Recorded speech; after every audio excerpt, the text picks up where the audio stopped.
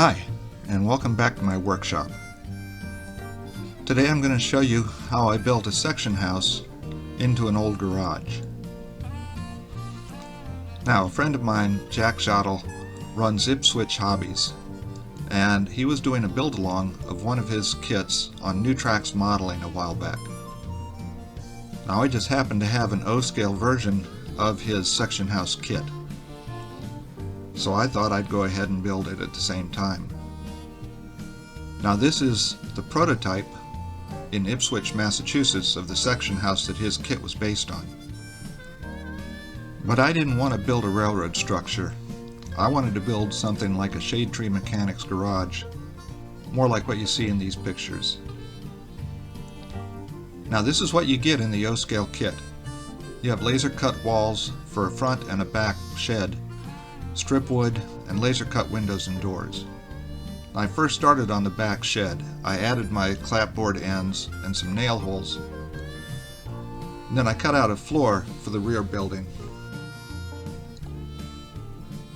Now, since the inside of the rear building wasn't going to be seen, I just did standard bracing for it. I cut my bracing for the back wall and the side walls and glued it in place so that the wood wouldn't warp when I was staining it. Then I put on my usual India ink and alcohol mix, and along the bottom I added some murky brown and some green, and then on the inside I just painted it a dark gray. Now, for the main building, I put in my nail holes with a little punch so I could space them properly.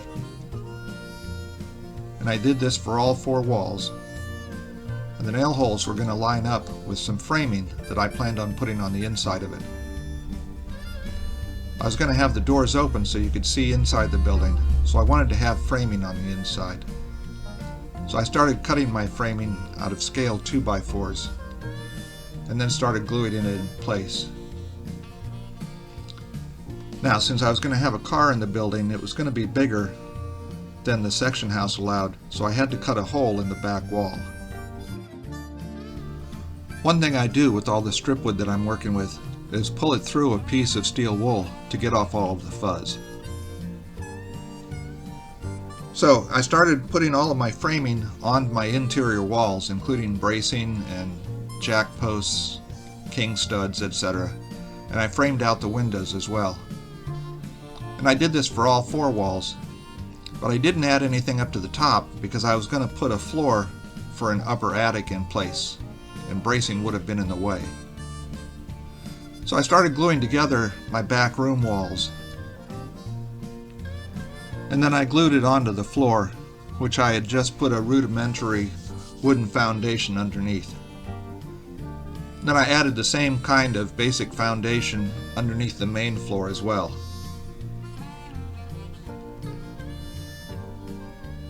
Now I started staining the floor. The foundation also helped keep it from warping as I did this.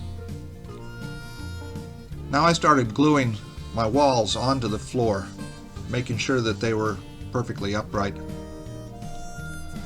Now I glued the corner posts onto the ends of the back wall. I had already stained them and stained the walls where the corner posts were going to be glued. I do this so that if any little bit of glue squeezes out, you're not trying to stain over it. Then I did this for all the walls, gluing the side walls onto the back wall. And the reason I hadn't stained the walls all the way up was because I hadn't braced the upper parts of the walls yet, and I would get to that later. I used a micro saw to cut off the tops of the back corner posts. Now I glued the front wall in place, and again making sure that all of my walls were perfectly upright. And I started working on the floor of the loft. I was putting this in because I was going to put lighting in this building as well. So I cut the loft to fit and then put a couple of upper braces on it to hold its shape while I stained it. I just cut it out of scribe siding. Now that my building was put together, I could start staining the lower portion. I did the inside using a grayish stain. and then I did the outside using driftwood, and I'd come along with a couple other shades along the bottom of it. Then I put some joists on the bottom of the upper loft floor after it was stained. Next I started working on the trim that was going to go around the door openings. And first I stained it with driftwood, and then I went over it with a parchment paint, dry brushing it on so the paint looked worn. Then I cut the upper pieces to go in place first. And then for the side pieces, I wanted the bottoms of them to look as if they had been sitting on the ground and were decaying, so I cut them up some using an X-Acto knife. And then once I glued them in place after staining the bottom of them, it looked like they were starting to decay on the bottom. Now I started putting my lighting into the loft floor. I had a couple grain of wheat bulbs that I was going to use. I tested it out with a small battery holder that I have, just to see how they'd look inside. And I just like the incandescent look that you get from these that it's hard to get from LEDs. Plus I had these in my junk box. So I went ahead and pulled the shades off of the bulbs, painted the inside of them an off-white. Then I painted the outside of the shade a dark gray and set that aside to dry. Now I had some O-scale 3D printed door latches, and I was going to use those. So I took a couple of them and painted them, and I put one of these on one of the doors for the back room and went ahead and rusted it. And this is how it comes out looking. I like these little 3D printed detail parts, especially in O-scale. Now I started working on the main windows. They were laser cut out of laser board, so I first spray painted it with a dark brown, which really adheres to it well. Then I went over it with an airbrush of an off-white using a crackle mixed into it. Once this dried, I went over it with a sanding stick in the direction that the grain would go.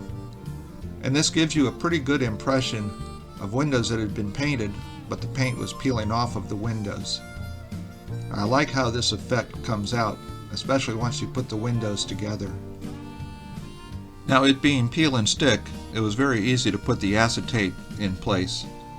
And after I did that, I mixed up a very thin wash of a brown paint that I like to use to make windows look dirty. You just kind of flow it in there using a brush, and once it dries, it gives a very good impression of a dirty window. This is what my dirty window looks like in place in the building. Now, while I wasn't going to have a full interior, I did want you to see a little bit of stuff in the open doors, so I cut some shelves out of strip wood and I stained those, and I glued them in place on the walls where you'd be able to see them. Then I went ahead and put the front door in place along with the other door handle. And now I was ready to attach the rear extension onto the main building. So I went ahead and glued that on and clamped it. And while that was drying, I started working on the garage doors. I was going to make these from scratch, just out of strip wood, so I first drew up a design. And I used my Ultimation slicer to start cutting the strip wood. And I'd have to have a couple angles in for the Z-braces. And I stained all of the wood that I was using. I'd used 2x6s for the main door. And then I glued everything in place. Let it dry. And I added some streaks from the rust holes that were holding the doors together using a watercolor pencil. I had added some tissue hinges and rusted them, but I needed to make a latching mechanism for the door. So I used a couple of oddball pieces and just threw this little latch assembly together. And once I had rusted it, I just placed the doors in place to see how they looked, and I was content with those. Now for the electronics, I was going to use a reed switch to turn it on and off, and these are just pieces out of an alarm assembly. And this is how it works. You have the power going through the one reed switch, and the magnet, when it comes within proximity, turns the light on and off. So I decided where I was going to mount those. I was going to have the batteries up in the loft once I glued it in place, and I was going to have the reed switch in the back room up against the back wall. So I glued it in place, drilled holes for the wires to come through the wall and go up to the loft. Now I was ready to glue the loft in place, and that meant that I could finally brace the upper portion of the building. Now I did my upper windows that look in the loft, and again I made those dirty like the lower ones. Now once everything was braced up there, I was able to stain the entire building all the way up. Then I went ahead and glued the windows in place, and I put some dull coat on the inside so you wouldn't be able to see in them. They just look like foggy windows. And that way you wouldn't see the electronics that I had up there. Now that I had everything glued in place, it was time to connect up all the wires. And I used my soldering skills, as poor as they are, and managed to get everything connected together so that it worked. Then I went ahead and glued a ridge pole in place, since the roof was going to be removable, so I could replace the batteries if I needed to. Now I was using Mine Mount Models roofing for the rear shed. And I just had a piece of cardboard that was the roof. For the main roofing, I used a construction paper that came with the kit and just gave it various shades of black and gray. Now for the back roof, I just painted it a black, and the pieces stuck right on. Then I cut a hole and put a chimney in place for the back room. I used gallery glass simulated leading as a sealant around the chimney. I like to use this often. Now I wanted to have an old turn-of-the-century car inside my garage. I found this kit. It's a 1902 Renault race car, and I thought, why not give it a try? It was a little more basic than I had expected, but I figured, well, I'll go ahead, paint it, put it together, and see how it comes out. So first I primed all of the plastic pieces, and while they were drying I started working on the main roof. I used the construction paper, and it was going to be rolled roofing that was run vertically. So I drew my lines, then I glued all of the pieces in place. And I let them dry while I started working on hiding the magnet that was going to turn on my reed switch. It was going to look like an oil tank, so I put a little cap filler on it. Then I painted it a flat black. And after that was dry, I went ahead and glued it to a wooden framing that would be holding it in place. Then I went ahead and dry brushed some silver on it to give it a metallic look, like the black paint was fading. Then I went ahead and put some streaking grime and rust on it so it looked like an old oil tank. Now, for making the roof removable, I added some magnets on the inside of the building in the four corners. And I glued them in place using super glue and Walther's goo, which makes for a very strong bond. Then I dabbed a little yellow paint on the four magnets, pressed my roof in place to see where they were, and then I went ahead and glued four washers in place, and that way they get held in place by the magnets. Now that I had that in place, I could go ahead and cut out and paint my trim that would go on the gable ends underneath the roofing. And again, I used a parchment paint and dry brushed it on so it looked like the paint was peeling. And then I glued those in place. I used gallery glass again to represent tar where the pieces of rolled roofing come together. And then this was going to be named for a friend of mine who runs a garage. And I went ahead and hand painted a sign called Billy's Repair from my friend who runs Bill's Auto Repair. Then I went back to the car after I'd primed it and started brush painting all of the detail parts.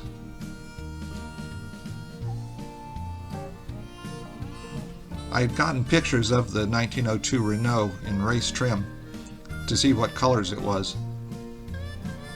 And while this kit didn't exactly have a lot of detail, by painting all the parts, I came up with a somewhat accurate representation of it.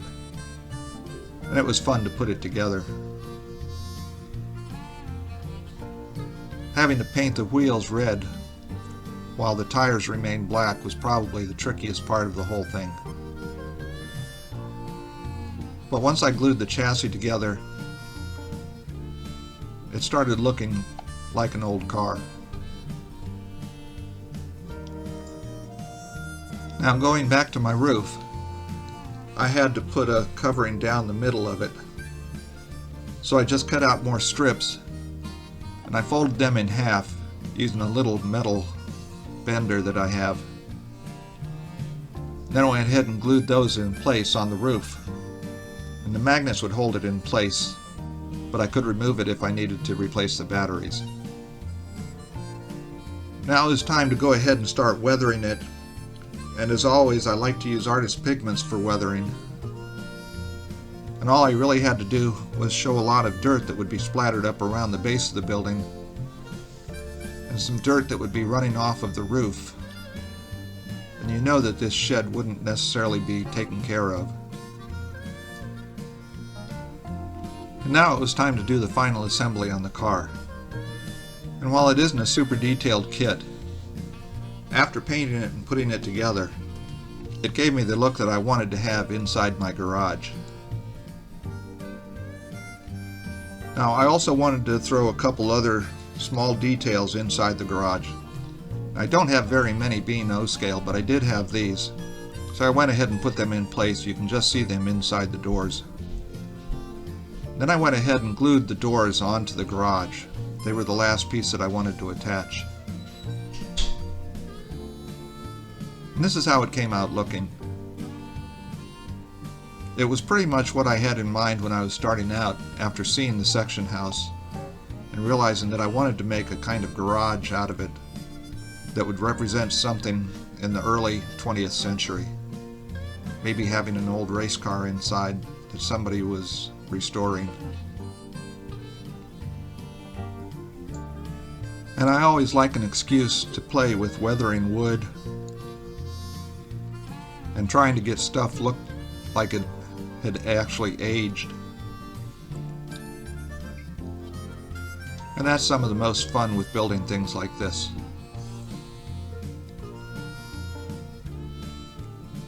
And putting in the lighting and the reed switch makes it easy to turn the lights on and off. All I have to do is slide the oil tank from one side of the back room to the other, and the lights will come on.